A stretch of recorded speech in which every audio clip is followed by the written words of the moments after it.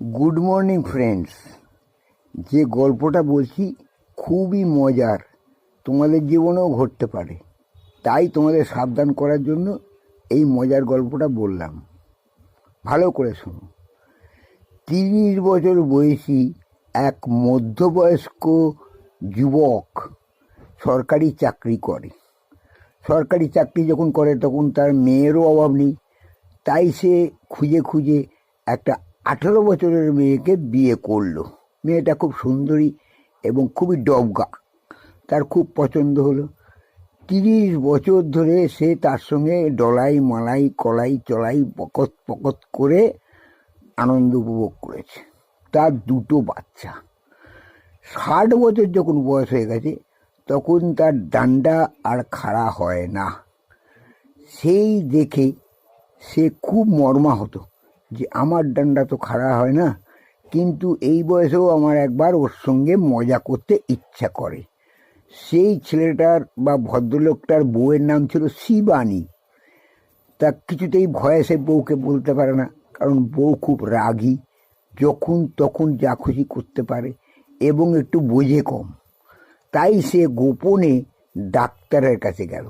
ডাক্তারকে বলল, ডাক্তারবাবু আমার তো দাঁড়ায় না, আমি কি করে আমার বউয়ের সঙ্গে নতুনভাবে মিলিত হব?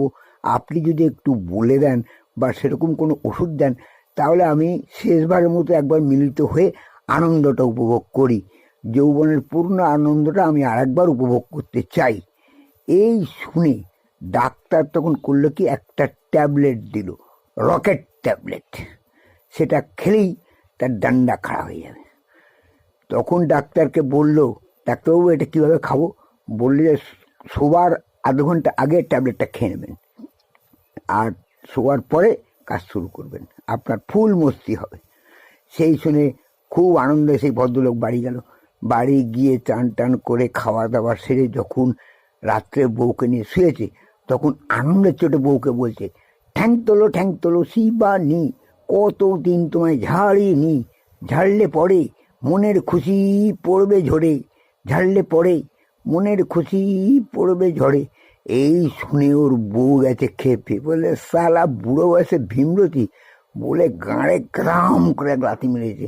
সে রকেট ট্যাবলেট খাওয়া তো দূরের কথা, গাঁড়ে লাথি খেয়ে সে গাঁড় উল্টে নিচে পড়েছে, আর উঠতে পারেনি। বুড়ো বয়সে ভীমরতি হলে ঠিক এইরকম ঘটনাই ঘটে।